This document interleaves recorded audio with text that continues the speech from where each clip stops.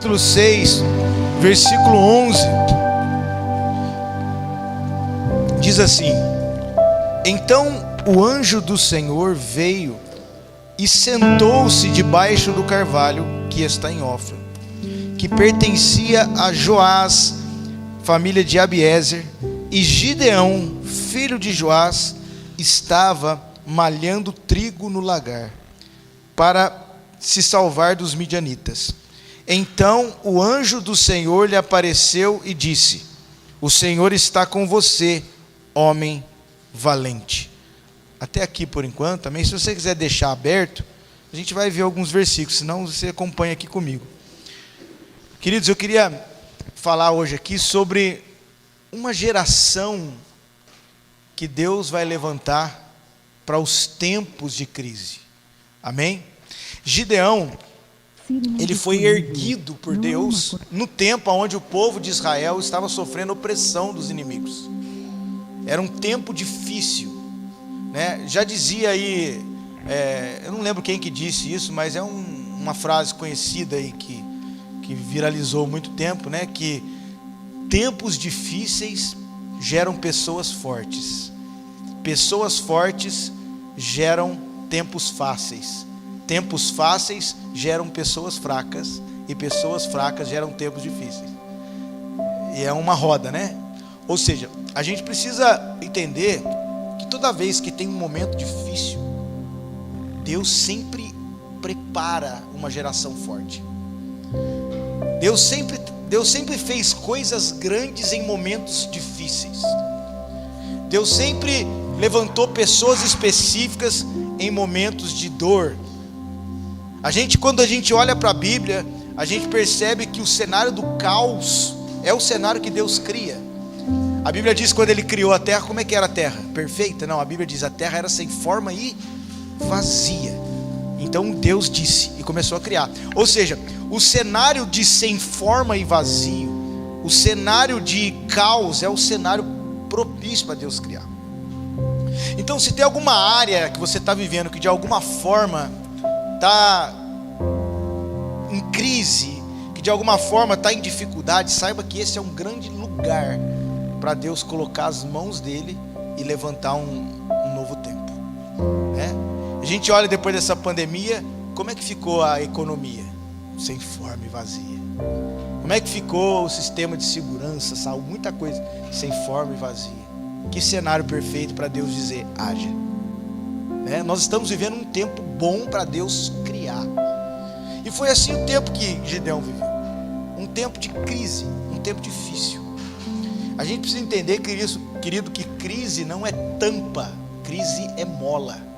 Pegou esse negócio? Crise não é tampa para te abafar, crise é mola para te jogar para um lugar maior.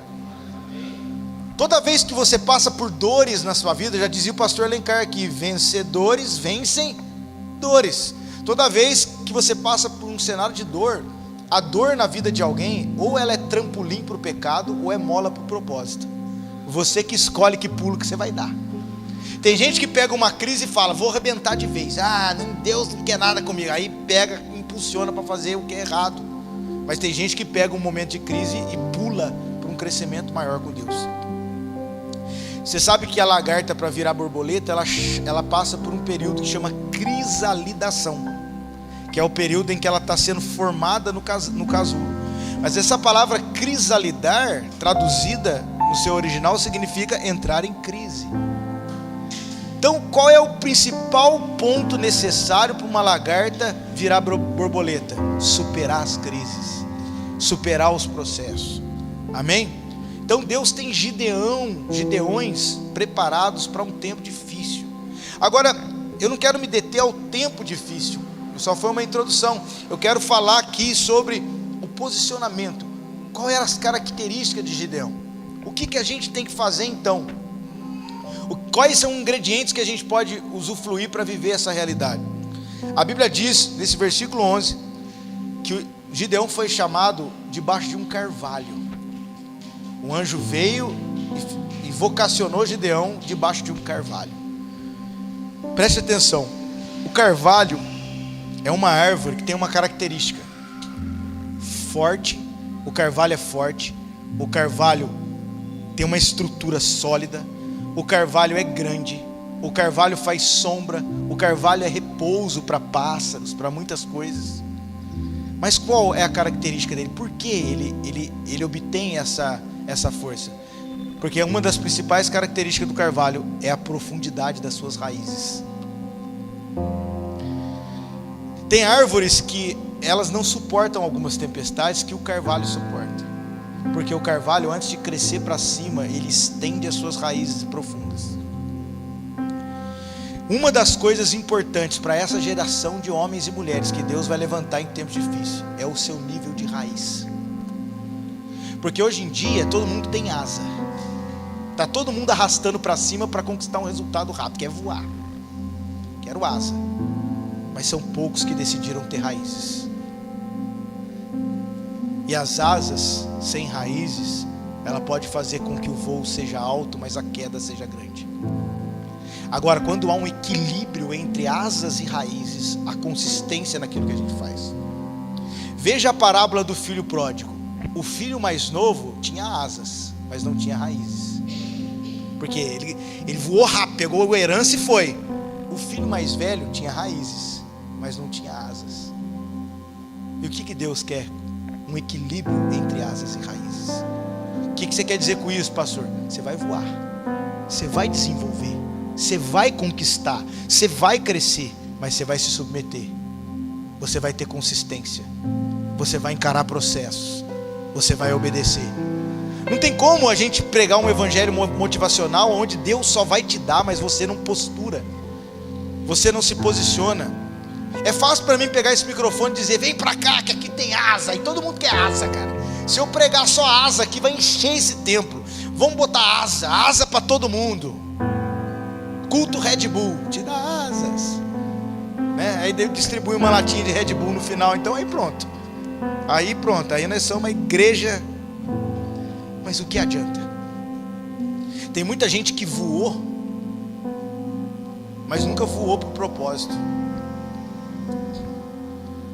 O grande segredo é como a gente vai se posturar depois que a gente se torna.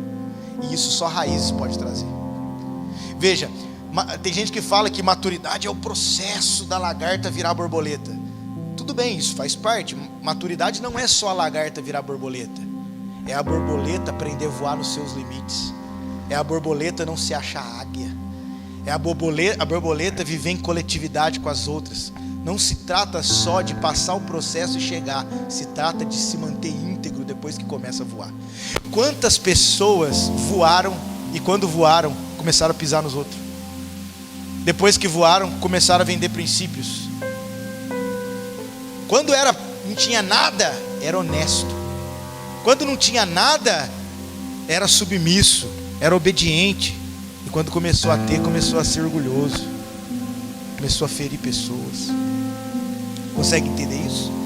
Gideão é chamado no carvalho. A gente aprende que um lugar de ser chamado é um lugar de ter as raízes firmadas. Hoje em dia nós temos uma característica na sociedade: imediatismo e inconstância. Se você fica um tempo numa coisa que não está dando resultado aparente, há uma inquietação dentro de você e você quer mudar. E nem tudo é para mudar. Tem coisa que o fruto só vai aparecer depois. Fone aqui, Cláudio. Aí, arrumei. Que o fruto só vai aparecer depois. Entende? O fruto tem estações. Tem que plantar, tem que colher, tem que esperar o tempo. Então esse lugar de raízes é um lugar de ser comissionado por Deus. Talvez você nunca pôde realmente viver algo de fato com o Senhor, profundo, de Deus estabelecer uma identidade na sua vida, porque talvez o que te faltou foi criar raiz. A samambaia, ela aparece rápido. Você planta uma samambaia, olha, apareceu rapidinho, só que ela não suporta ventos fortes. O bambu é diferente, o carvalho é diferente. O bambu ele demora para aparecer, mas é porque ele cresce primeiro para baixo. Aí você fala: meu, plantei, não parece que não vai. De repente aparece o bambuzinho lá. Olha ele aí, apareceu, rapaz. Só que depois que ele cresce, Vem tempestades, ele pode até envergar, mas ele não quebra. Eu cansei de ver crente samambaia. Aparece rapidinho. Ele entra na igreja, ele sabe fazer tudo. Deixa comigo, resolve, e prega bem, e aparece. Ele sabe chegar, ele sabe fazer, mas não consegue manter a consistência.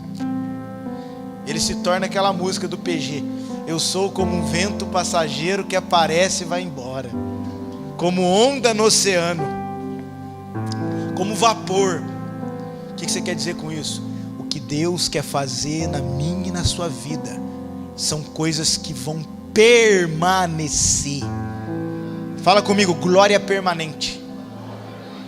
Por quê? Antigamente Moisés ele precisava botar o véu. Por que ele botava o véu? Porque a glória resplandecia ele, e ele ficava com o rosto brilhando, e todo mundo falava: uau, cara, Deus está ali. Mas aí de repente a glória, né? Porque não era a dispensação da vida no Espírito, eram momentos que Deus se manifestava. Mas Moisés colocava o véu para a galera achar que a glória estava ali ainda. Está entendendo? Quantas vezes a gente inventa um véu, sabe? Às vezes o véu é uma postagem sua, isso é aquilo. Eu invento um véu para as pessoas perceber que as coisas parecem que estão bem, quando na verdade eu não tenho consistência para manter as coisas que eu começo a fazer. Meu Pai da glória, quero ver você dar um glória nisso. Mas olha o que a Bíblia diz em 2 Coríntios 3,18. Quando a essência do Cristo, quando a essência da vida do novo homem em Cristo afeta o ser humano, 2 Coríntios 3,18 diz: nós agora, com o rosto desvendado, contemplamos como por um espelho a glória do Senhor, e somos transformados de glória em glória, conforme a imagem do Senhor. Ou seja, o plano de Deus, a obra de Jesus Cristo, foi para afetar a nossa vida para sempre. Os profetas, eles recebiam a visita do Espírito Santo em algumas ocasiões. O Espírito veio sobre Elias e aconteceu, o Espírito veio. Agora não, ele habita. E quando habita é permanente. Amém? A Bíblia diz em Filipenses 1,6 que o mesmo Deus que começou a boa obra é fiel para completá-la. Tudo que Deus começa, Ele termina. Então se as coisas na sua vida vai, mas não continua, é porque não foi Deus que começou. Quem começou? Você. Você começou, é por isso que você para. Aí vem um recomeço. Aí você fala: glória a Deus, o Deus que me ajuda a recomeçar. E Ele ajuda mesmo.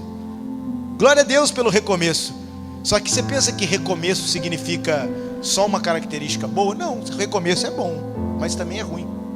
Por que é bom? Uma nova oportunidade que Deus nos dá para fazer o que a gente não fez. E por que é ruim? Porque Deus só precisa recomeçar quando foi o homem que começou.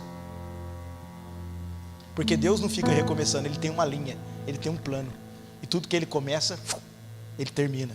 Mas dentro desse plano nós começamos a fazer algumas coisas. Aí Deus para e A pandemia mostra o que para nós? Recomeçou tudo. Porque o homem estava começando a fazer muitas coisas que Deus não queria. Entende? Então, assim, você pode gostar ou não, mas eu vou orar para tudo que você começou sem Deus acabar agora. Aleluia! E isso serve para mim também. Você está entendendo? Porque às vezes a gente passa por umas coisas que a gente não entende, e a gente fica falando: é o capeta, é o diabo que está. Aí Deus fala: não, sou eu estou parando as coisas que você começou por sua conta. E glória a Deus, se Ele faz isso, Ele faz por amor. Quantas vezes, quantos relacionamentos, quantas coisas que a gente entrou sem consultar a Deus, e a gente se moveu por quê? Aparência, resultado, benefício. Igual Ló, era para separar de Abraão. Ló, em vez de consultar a Deus, o que ele falou? Vou para lá, porque ele viu uma campina verdejante. Ele se moveu pelo que ele viu, e ele foi num lugar bonito, que lá na frente se tornaria Sodoma e Gomorra, lugar que Deus destruiu por causa das coisas terríveis que acontecia lá. Dá uma cutucada no seu irmão e fala assim: toda vez que você se mover por aparência, sem consultar a Deus, você vai parar em Sodoma. Tem um glória aí? Sai um glória aí, não? Mas com Abraão foi diferente. Deus falou: sai e vai para um lugar que eu vou te mostrar. Sodoma é o lugar que você vê, Canaã é o lugar que Deus te mostra. Oh, glória! Sodoma é o que você encontra, Canaã é o que Deus proporciona. Sodoma é o que você faz com a sua força, Canaã é o que Deus apresenta para você quando você ouve a voz dele. Nós precisamos escolher se nós vamos nos mover pelo que estamos vendo ou se vamos nos mover pela voz que ouvimos. Quem aqui vai entender essa loucura que eu vou dizer agora? Você vai ver com o ouvido. Pegou? Aleluia! Porque o ouvido vai proporcionar a voz de Deus. Amém? E aquilo que a gente ouve e crê, a gente começa a ver. Como que é o nome disso? Fé, as certezas das coisas que se esperam e a convicção daquelas que você não pode ver. Eu ouvi, e por ouvir e obedecer, estou vendo. Mas não aconteceu, mas estou vendo. Quem aqui já está vendo coisas que não aconteceu? Aleluia! Então o que eu faço? Está forte hoje, cara. Eu sinto que hoje vai romper coisas de dentro para fora aqui dentro de nós. Até o Cláudio foi num lugar aqui comigo aqui. Isso aqui não é fundo musical não, cara. Tem um negócio aqui. Oh, Espírito Santo. Que é isso? Raízes, carvalho. É nesse lugar de obediência que Deus vai te chamar.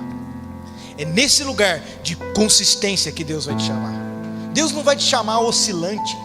Deus não vai te chamar toda hora variando as suas motivações. É o crente montanha-russa. Um dia está lá em cima, no outro dia está lá embaixo. Um dia está dando glória a Deus, outro dia eu vou morrer. Para com isso. Está na hora de ser constante. Amém? Já viu aqueles gráficos? Os gráficos bons são aqueles que são crescentes e constantes, não aqueles que são oscilantes. Tem crente que a vida dele é 880. Eu prefiro consistência por um tempo e crescente no tempo certo. Consistência por um tempo e crescente no tempo certo. Esse é o lugar que Deus chama. Esse é o lugar que Deus estabelece. Então não adianta. Essa geração imediatista, essa geração miojo, ou seja, eu venho no culto da bênção e eu pego o resultado. Eu vou lá e Deus vai me dar 3 minutos no micro-ondas. Tá pronto. Não. A maioria das pessoas vem buscar um milagre imediato, uma resolução imediata. E às vezes Deus não quer te dar um milagre. Às vezes Ele quer te dar um ensino primeiro. Porque se Ele te dá um milagre, você pega a bênção e vai embora. Ele conhece você. Um dia a irmã sumiu da igreja. Aí o pastor encontrou com ela, falou assim: irmã, cadê você? Você sumiu, não mais viu você na igreja. Ela falou: não, é que eu fiz uma campanha para comprar um sítio, já comprei. Legal, hein? Que bom, hein? Seu galardão é grande, hein? Um sítio, oh. É isso, se resume nisso, né? Ou seja, nós precisamos entender que não se trata de resultado. Se trata do quão disposto eu estou a encarar os processos para que eu de fato desfrute do fruto que eu estou plantando. A maioria das coisas que você vai verdadeiramente aprender e desfrutar são coisas construídas em rotinas monótonas, duradouras, que levam anos. Por que as pessoas abandonam o casamento? Porque ninguém mais tem raiz nessa geração. Quando eu falo ninguém, não generalizando, vocês entenderam? Não tem raiz. É mais fácil abandonar do que deixar com que aquelas raízes se aprofundem. É mais fácil deixar, é mais fácil arrumar outra, é mais fácil, tá entendendo? Teve um médico, eu acho que nos Estados Unidos, que ele comprou um condomínio de chácaras. Eu não sei se eu já falei isso aqui, acho que não. Ele comprou um condomínio, não, comprou uma chácara dentro de um condomínio. E aí todas as casas plantaram árvores, é aquele padrão, né? Plantaram árvores nos quintais das chácaras lá. E todo mundo regava as plantas quando plantava e cuidava. E as pessoas começaram a observar, porque era aberto, né? Começaram a observar o jeito que aquele médico cuidava das plantas. Ele deixava as plantas sem água um tempo. E parece que as outras estavam mais vigorosas no início que a dele. E além de deixar a planta um tempo sem água, ele, quando as plantas começaram a crescer, ele batia no tronco, sabe? E esse povo falando, esse cara é louco, deixa faltar água para a planta, bate na planta. E todo mundo regando a plantinha, dando tudo para a plantinha, aleluia. E as plantinhas crescendo. Aí depois de uns anos, a dele também cresceu, como todas as outras. E veio aqueles furacão, aqueles negócios que tinha lá nos Estados Unidos, lá, de vez em quando vinha, né? Esses vento lá. Aí perceberam que arrastou o telhado, arrastou, e as árvores todas daquele lugar caíram, mas as árvores daquele médico permaneceram de pé. Aí foram fazer uma entrevista, por que só as árvores dele ficou? E ele disse, quando eu temporariamente deixava de colocar água para elas estendiam suas raízes no subsolo para encontrar água em lugares escondidos e profundos. Quando eu batia no tronco dela, elas reagiam internamente, produzindo força de proteção. Será que você consegue entender porque às vezes Deus deixa que falte alguma coisa temporariamente? Porque à medida que você não recebe tudo que você acha que é bom para agora, você não percebe, as suas raízes estão se aprofundando em Deus para procurar. As suas raízes estão se aprofundando em Deus. Sabe, essas apanhadas que a gente leva, essas perseguições que a gente leva, está produzindo reação interior, está produzindo força interior dentro de nós. E talvez no momento isso é difícil, como era para as plantas, mas quando as tempestades dos dias vindouros vierem, quando os momentos de crises verdadeiros começarem a vir, como já estão acontecendo, nossa casa estará de pé, os nossos filhos estarão de pé, porque nós aprendemos a buscar água na profundidade e nós aprendemos a ter resistência diante daquilo que nos afeta. O sândalo é uma espécie de árvore que quando mais machadada leva, mais perfume exala. Será que alguém aqui entendeu? O que a machadada produz em você? Quanto mais, querido, ninguém é levantado sem antes ser rejeitado. Ninguém é estabelecido sem antes ser perseguido. A gente precisa entender que esses tipos de perseguição gera força, gera perfume. Agora a questão é, será que a gente gera perfume ou gera morte depois que é confrontado? Será que quando Deus nos amassa, a gente sai envenenando todo mundo, ou a gente vira mais consistente naquilo que a gente está fazendo? Veja, o trigo e o joio, um é bom, o outro é venenoso. Agora, o que acontece com o trigo quando amassa ele? Vira pão. E o joio? Vira veneno. Sabe o que Deus faz quando Ele quer revelar um ambiente? Ele amassa. E aí, o que nós vamos produzir depois que a amassada vem? Talvez você está passando por isso. Meu Deus, tem gente aqui que está assim, Senhor, as suas mãos estão me amassando, mas que bom que são as suas mãos. Antes ser amassado por Deus para se tornar um pão, do que comer o pão que o diabo amassou. Ó, essa aí ficou legal, hein? Amém. Carvalho, raízes, superação, resiliência. É muito importante falar de resiliência. Que é isso, pastor? Resiliência de comer? Não, é de passar. Resiliência é a capacidade de voltar ao estado original mesmo depois de um impacto contrário. Resiliência é a capacidade de continuar o propósito mesmo diante das tormentas, tempestades que vêm. Agora, o que ele estava fazendo lá quando Deus chamou ele? A Bíblia diz que ele estava malhando trigo no lagar. Espera aí, lagar é lugar de pisar uva, mas Gideão estava malhando trigo. que ele estava se escondendo dos midianitas, então ele foi para o lagar de uvas, mas continuou o seu trabalho com o trigo. O trigo, querido, fala da palavra, o alimento, aquilo que você está preparando para que a sua casa, as pessoas que estão em volta de você se alimentem. Agora, qual é a diferença de Gideão? Gideão estava semeando, ele estava preparando a palavra num lugar de aliança, porque o lagar é lugar do vinho, e o vinho na palavra de Deus representa a aliança de Deus e a alegria de Deus. Sabe quem são as pessoas que Deus vai levantar, pastor Cláudio? São pessoas que estão semeando as suas palavras num lugar de aliança, num lugar de alegria, e não num lugar de confusão, de fofoca, de falar das pessoas. Que da mesa da sua casa é um lugar de pão, não é um lugar de vômito, não é lugar de se levantar contra, não é um lugar de semear palavras contrárias. Amém?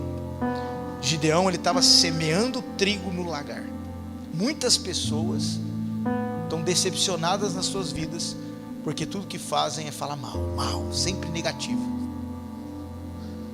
Está na hora de pegar as nossas palavras e semear num lugar de fé, de esperança, de aliança.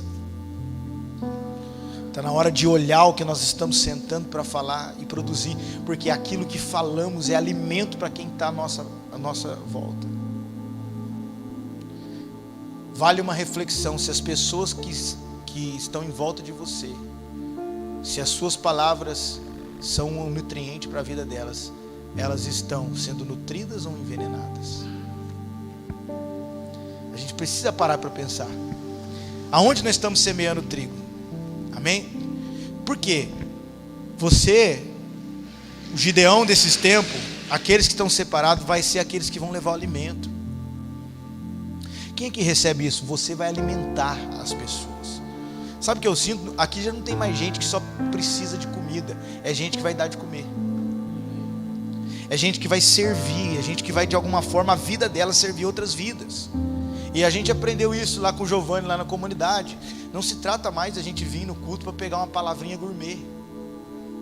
Está na hora de vir no culto e pegar uma cesta básica e cozinhar em casa.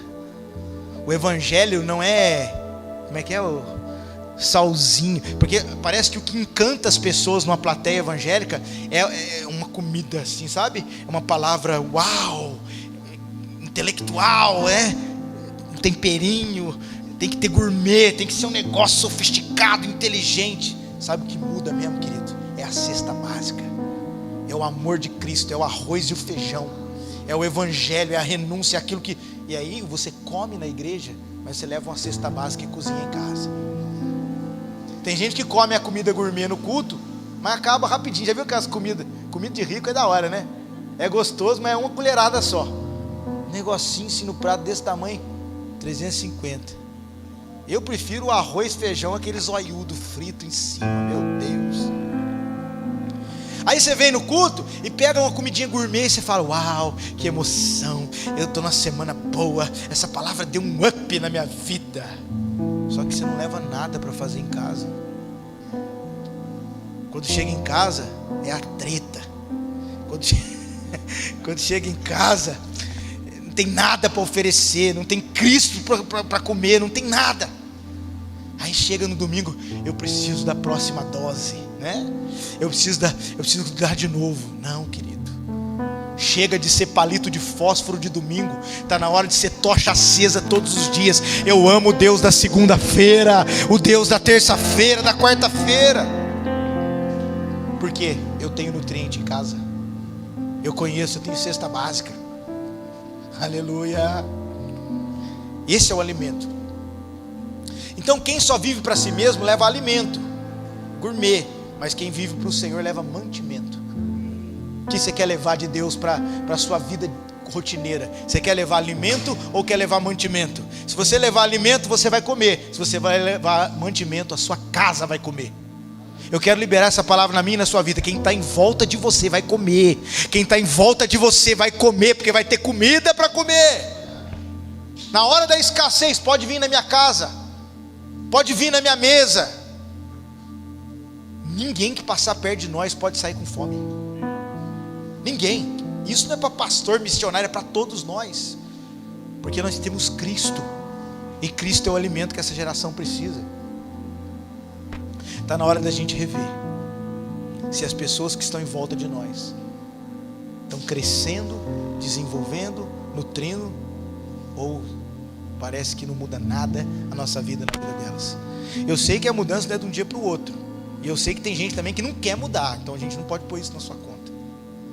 Mas no geral, pessoas que semeiam trigo no lagar vão alimentando o cenário que rodeia a vida delas. Glória a Deus. E aí Gideão fala: Senhor, mas eu não posso.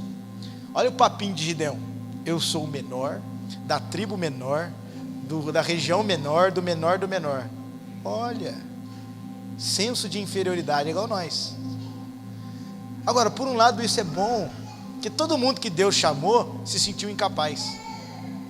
Gideão se sentiu incapaz, Salomão pediu sabedoria porque se sentiu incapaz, Moisés falou: eu não consigo, eu sou gago, inventou um monte de desculpa. Então, se você se sente incapaz, você está no caminho certo.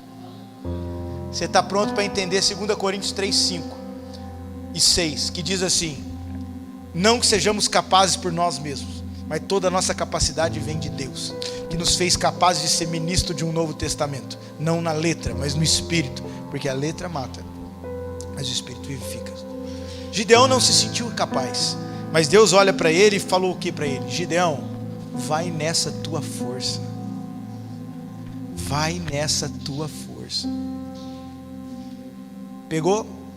Ele não falou: Gideão, vai na força do seu pastor. Gideão, vai na força do Moisés lá atrás. Gideão, vai na força do Abraão que passou lá atrás. Ele disse: não, Gideão, vai nessa tua força, Gideão. O que Deus está dizendo? Você tem uma identidade, Gideão. Você não é sombra, você tem uma identidade. Você não é eco. Eu estou querendo te dar uma voz. Eu estou querendo tirar a sua dependência da espiritualidade dos outros, Gideão. Eu estou querendo que você me acesse e entenda que em você eu posso fazer também, Gideão. Tem algum Gideão aí? Eu quero que você entenda, Gideão, que eu posso pôr palavra dentro de você também, Gideão. Eu quero que você entenda, Gideão, que eu posso mover você também e levar você para lugares que você não sabe, para que você seja luz, Gideão. Eu ponho uma espada na sua mão, Gideão. Eu ponho um exército junto com você, Gideão. Eu estou movendo as coisas. Você não tem força, Gideão, mas eu sou a força, Gideão. Fala comigo: raízes, carvalho, trigo no lagar, palavra e identidade. Vai nessa tua força. Essas são as pessoas que Deus vai levantar no tempo de Cristo. Pessoas que entendem a sua identidade. Amém? O que mais a gente tem na igreja, no geral, numa forma geral, no Brasil, eu falo porque a gente viaja em vários lugares, a gente conhece essa realidade. São pessoas dependentes da espiritualidade de um homem. É um prédio com um pastor, que é como se aquele pastor fosse o herói daquele povo. Não é essa a ideia de Deus. Amém? Deus não chamou a gente para ser herói. Sabe quando que um pastor é bom? Quando ele faz você entender que não precisa dele para nada. Eu prego isso para os pastores, né? Mas e aí? Mas aí as pessoas vão embora, vão nada, elas vão ficar pelo propósito e não pela dependência da sua espiritualidade. Aí senão você se torna o herói. Eu salvo, eu sou o pastor, eu vou lá cuidar. Aí você deixa de cuidar da sua casa para cuidar de pessoas que deveriam estar cuidando de algumas coisas já. Em 5 minutos eu expliquei para você o motivo do suicídio de pastores que a gente teve nos últimos anos.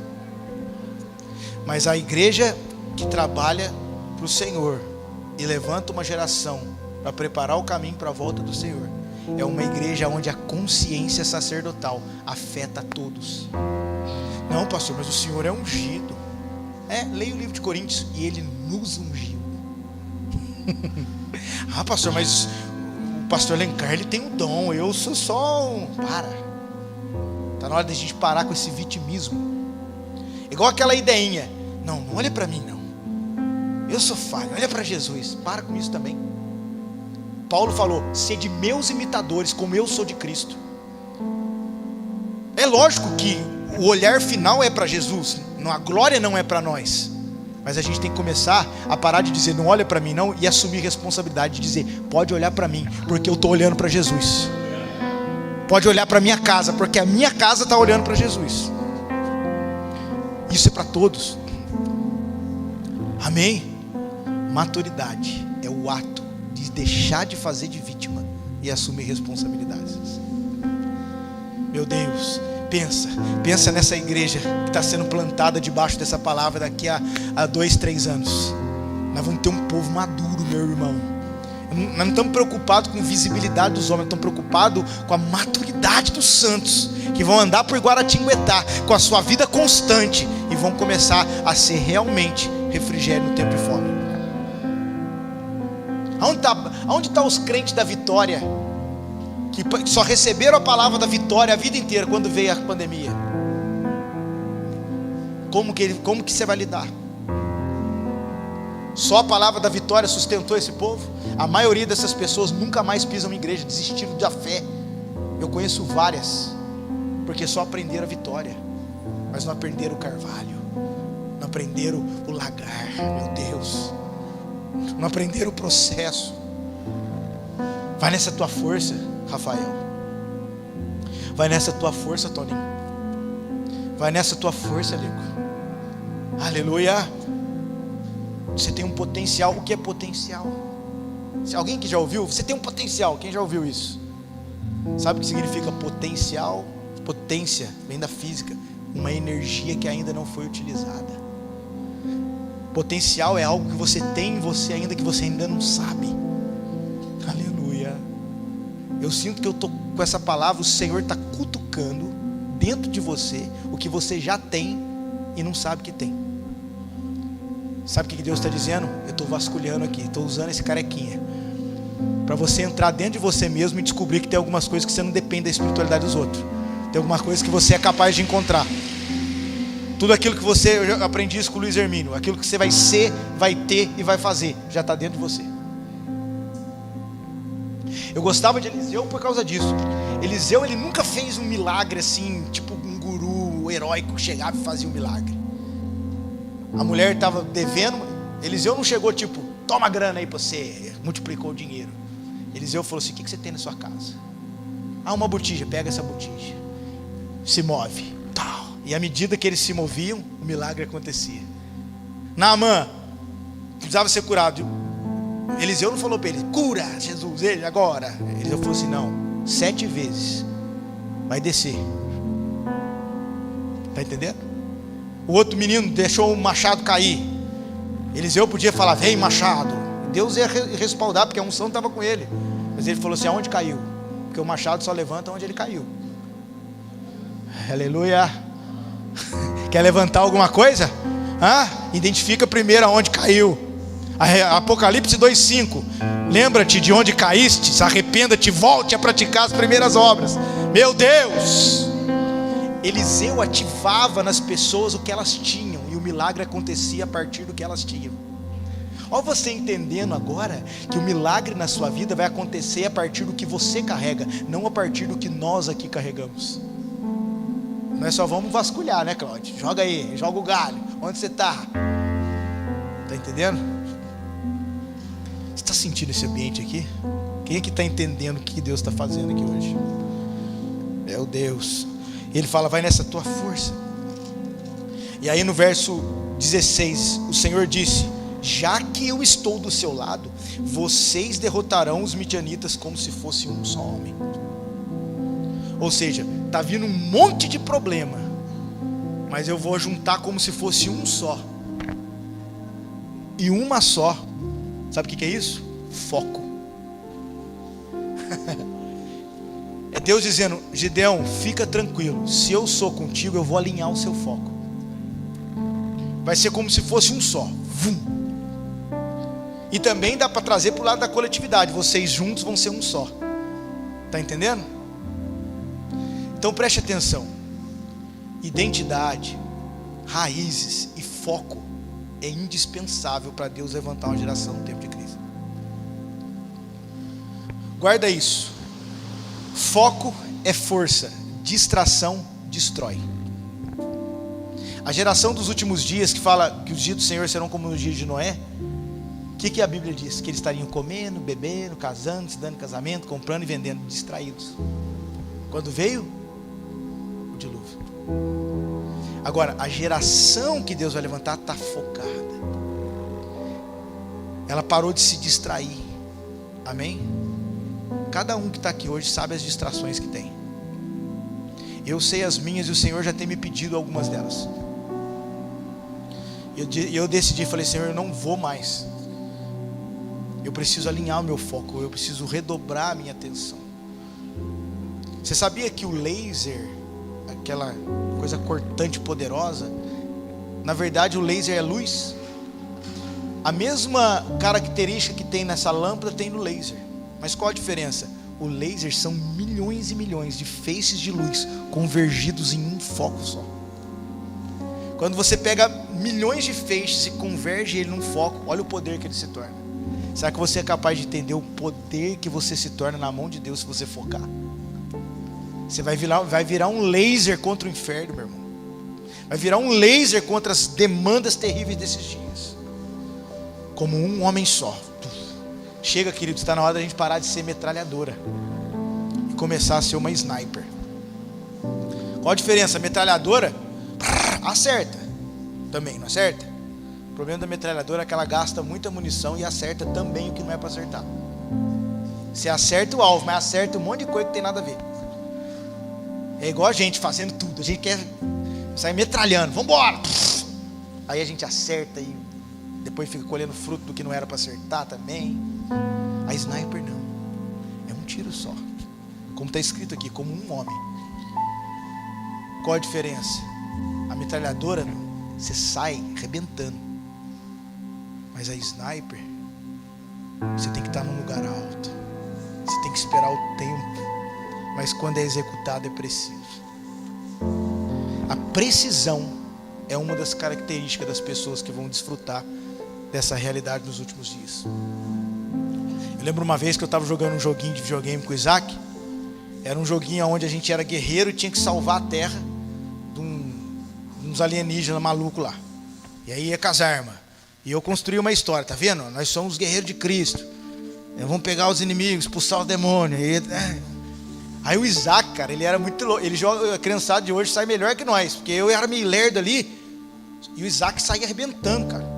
Rapidinho, tem as manhas e tal. Só que o Isaac não tinha essa destreza.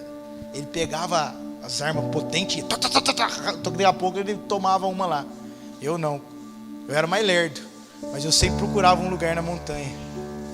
Muito louco isso. Eu procurava um lugar lá no alto e eu pegava a arma de precisão. Aí os alienígenas vinham lá e eu... E eles não enxergavam. Aí o Isaac, nossa pai, o que você fez? Falei, tá vendo, filho? Tem hora, tudo ensino, tem hora que a gente tem que se posicionar. Ele, não pai, deixa comigo, deixa que eu resolvo, eu tô com a flufla. A flufla era a bazuca. Eu tô com a flufla, ele ia com a flufla. Eu falei, não filho, agora deixa o pai. Ensinando ele que não se trata de resolver logo, se trata de se posicionar para resolver o que é para resolver. Amém do pregador, querido, até o videogame vira palavra. Amém? Então é assim, não adianta a gente querer tanta coisa. Deus não chamou a gente para fazer grandes. Às vezes não é grandes coisas, às vezes são pequenas coisas com grande amor. Às vezes são pequenas coisas com grande foco. Às vezes são grandes coisas. Mas o que importa é a gente fazer e saber aquilo que está fazendo. Então o Gideão vai e ele leva primeiro para destruir os altares de Baal. 10 homens, está aqui no verso 27. Antes de destruir midianitas exteriores, está na hora de derrubar os altares interiores que a gente criou. Está entendendo? Isso é forte. Antes de derrubar os inimigos de fora, Gideão precisou destruir os altares errados que estavam dentro do povo. Amém? Olha Deus falando comigo, com você. Antes de você conquistar os resultados externos, corrige os altares. E a Bíblia diz que ele chamou 10 homens. Para destruir o midianita foram 300. Mas para destruir o altar de Baal foram 10. Que tem coisas na sua vida que Deus vai mandar você fazer, que não cabe todo mundo que está com você. E às vezes a gente tem que ter maturidade para separar isso. Porque o nosso afeto quer inserir todo mundo, mas tem gente que você não vai poder inserir em alguns lugares. Midianitas, 300. Altares, 10. Porque as nossas batalhas interiores também, que a gente não pode abrir para todo mundo. Está entendendo? Tem coisas que só aqueles que Deus separa para estar mais próximo. E ele vai, destrói o altar de Baal e se posiciona no vale de Jezreel. É ali que a coisa acontece. Por que vale de Jezreel? A palavra Jezreel significa aonde Deus semeia. A palavra midianitas, que é o inimigo, significa contendas. E os midianitas são afrontados no vale de Jezreel. Aonde Deus está semeando não tem espaço para contenda. Amém? Nós faz tempo que nós não fica arrumando muito probleminha com a igreja, né? Sabe esses probleminhas que toda igreja tem? É um BOzinho, a gente ficou isso, que fica, querido, a gente não consegue mais andar nesse lugar. Resolve na hora, já chega e vai, conversa, e tira e trata, porque não dá mais. Deus está semeando, não dá tempo mais para parar com contenda. Não dá tempo mais. Ai, o pastor não me visitou. Ah, e você visitou ele? Olha aí. Teu irmão falou: meu pastor, você não visita? Eu falei assim: quando você visitou eu? Eu já visitei o seu umas 3 vezes. Ah, mas o seu pastor. Eu falei: e o seu o quê? Porque aonde está escrito? Vamos lá na Bíblia: pastor tem que visitar e a ovelha não tem que visitar. Não, não tem isso. É nosso pastor. Eu falei: te amo. Te amo, mas você entendeu, entendeu a mensagem. A Bíblia diz que Zaqueu procurava ver Jesus. E está escrito assim: porque ele sabia que Jesus haveria de passar por ali. Você já sabe onde ele vai passar. Ah, mas não me vi. Mas você sabe onde ele vai passar, rapaz. Passa lá. Você sabe onde Jesus está passando. Amém? Então ele vai no vale de Jezreel. E aí Deus vai fazer uma prova. Na hora que ele está falando: poxa, Deus me deu uma identidade. Disse que eu tenho força. É assim, não é? Deus me separou. A coisa está acontecendo. Agora que Gideão está corajoso. Só que Gideão tem uma galera com ele. Tinha mais de 20 mil soldados junto. O que Gideão pensou? Pô, a probabilidade está a meu favor. Primeiro, Deus falou que está na parada. Segundo, olha o tanto de galera que eu tenho. Porque é assim, a gente se apoia na palavra de Deus, mas a gente gosta da segurancinha nossa também. Aquela que a gente montou. Ai, ai, ai. É nessa hora que Deus olha e fala assim: ô, Gideão, tem muita gente aí, cara. Tem muita gente. O Gideão fala: o senhor, conta quantos?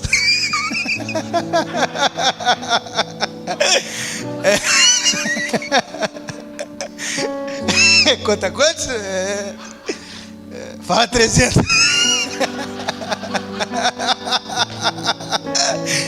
Ai, por que eu fui falar isso agora, rapaz? Tava tão boa a mensagem. Pensa, mas é aqui que nasceu o 300 aqui, ó. Porque ele falou: tem muita gente. Ou seja, é Deus olhando para mim e para você dizendo: será que a minha palavra não é suficiente? Ou você precisa ainda da segurança dos homens? Será que a minha palavra não é suficiente? Ou o que te dá estabilidade é saber que a continha está tudo certinho no fim do mês? Será que a minha palavra é suficiente? Ou você está bem porque os outros estão te reconhecendo? E se as pessoas pararem de dar um tapinha na sua cara? Tem muita gente, Gideão. Ai, todo mundo passa por isso, cara. Tá bom, senhor. Você vai fazer o seguinte: pergunta quem está com medo aí e já manda sair fora. Só nisso aí já saiu mais da metade. Ficou uns 10 mil. Aí o Gideão está pensando: 10 mil? Como é que é? Dá-lhe aqui, dá-lhe ali. Vamos para casa assistir Netflix. Aí Deus falando: não, tá muita gente ainda, Gideão. É muita gente. Aí Deus fala: você vai botar essa galera para beber água. E aqueles que se abaixar na água e lamber a água, jogar a água assim, esses você vai separar para a batalha. Os outros que só pegar a aguinha, manda sair fora. O que Deus está nos ensinando nesse texto? Eu sei que é uma simbologia o que eu vou dizer, mas quem Deus está chamando nesse tempo é aqueles que se relacionam com a água. Não adianta só pegar a água de longe, eu tenho que me envolver com ela. Ele está dizendo, pega esses caras aí, que esses caras são os 300. Esses estão envolvidos, esses aí estão lambendo a água. Eles estão se jogando na causa. Está entendendo? Deus está separando pessoas que estão dispostas a se curvar para se envolver, porque eles tiveram que agachar para lamber a água. E aí, o que sobrou? Fala 300. É nessa hora que Gideão fala, Senhor, você tem que parar de arrumar essas confusão. Tava dando muita gente ali do lado, né? E aí os midianitas vêm. E Gideão só com 300, mas com a palavra. Será que alguém está pegando isso aí? Só com 300, mas está com a palavra. Só com isso, mas está com a palavra. Meu Deus. Deus prepara um cenário aonde o inimigo cai, não pela força do crente, mas pela palavra que Ele mesmo liberou. Deus vai preparar um cenário para que você seja vitorioso sobre essas ações, mas não é a sua força que vai ser lembrada, é a palavra que Ele deixou na sua vida que vai ser lembrada. E aí ele se posiciona com 300 no Vale de Jezreel, só a palavra num lugar onde Deus semeia. Olha o mistério, tem um mistério aqui. Só a palavra, mas Deus está semeando.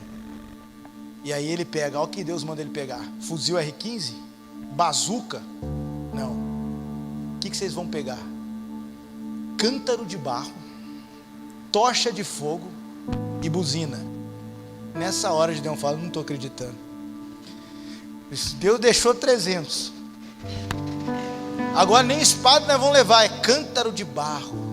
O que é cântaro de barro, querido? O barro quebrantado, que passou pelo forno e se tornou um cântaro. Tem vaso mole que não quer passar pelo forno. Tem um vaso de Jeová aí, não. Tem gente que quer ser vaso, mas não quer fogo, não quer forno. Sabe qual é o problema do vaso mole que não passa pelo forno? É que qualquer um que põe a mão muda a forma dele. Mas quando você passa pelo forno, você não é afetado mais pela forma dos homens. Barro aquebrantado. O que é tocha de fogo? Eu nem preciso falar. Tocha de fogo é a intimidade do crente, cara. E o que é buzina? A adoração ligada. Para que eu vou usar espada de homem? Deus está ensinando Gideão, por que você vai usar espada de homem? Se nesse ambiente que Deus está semeando tem barro quebrantado, tocha acesa e buzina ligada. Não há contenda que resista a um crente quebrantado, a uma tocha acesa e adoração. A Bíblia diz que os midianitas começaram a cair sozinhos. Quando ele acendeu o fogo, colocou o cântaro e começaram a tocar as buzinas, os midianitas falaram, é a espada de Gideão, porque ele tinha sonhado antes, né, que o pão descia sobre o acampamento dos midianitas. Tem um pão descendo aí. Eu sinto te dizer isso. Tem um pão descendo. Talvez você está procurando algumas coisas que você não sabe como é que vai ser os próximos dias. Tem um pão descendo, e ele está batendo contra o acampamento dos midianitas. Amém? Lembra o que é midianitas? Contendas. Deus vai trazer uma palavra que vai destruir contendas que estão em volta de você, que não deveriam estar. E a Bíblia diz que naquele dia Gideão e o seu exército destrói os midianitas. E para encerrar, a Bíblia vem e diz no verso 28 do capítulo 8: assim os midianitas foram julgados pelos filhos de Israel e nunca mais levantaram a cabeça. Que é a cabeça? Governo. Nunca mais o governo dessas áreas se levantou contra o povo de Israel. E a Bíblia diz: e a terra ficou em paz durante 40 anos. E a terra ficou em paz. Qual é o governo que Cristo vai trazer no seu retorno? Uma das marcas do seu governo: um governo de paz, um milênio de paz. e a cabeça dos midianitas já não podem mais se levantar, porque a batalha foi vencida por uma igreja que no Cristo preparou o caminho para que quando Ele vier, toda a obra seja consumada. Porque quem vai executar tudo isso é o próprio Senhor. Vamos encerrar, vamos orar para a gente ceiar. Quais são as características desse povo? Raízes, carvalho. Quais são as características desse povo? Palavra semeada no ambiente de aliança. Quais são as características desse povo? Identidade, na tua força. Quais são as características desse povo? Foco, como um homem só. Quais são as características desse povo? Não é na sua força, 22 mil, é na palavra do Senhor, os 300. Esse é o povo que está debaixo de uma palavra, que manteve a sua constância, que se submeteu ao processo. E esse povo Deus está levantando para trazer a preparação de um governo de paz. Quem faz parte dessa galera aí, levanta a mão aí para me entender. Amém. Que essa palavra ganhe vida dentro de você. Senhor, nós oramos nessa hora para que essa palavra se cumpra.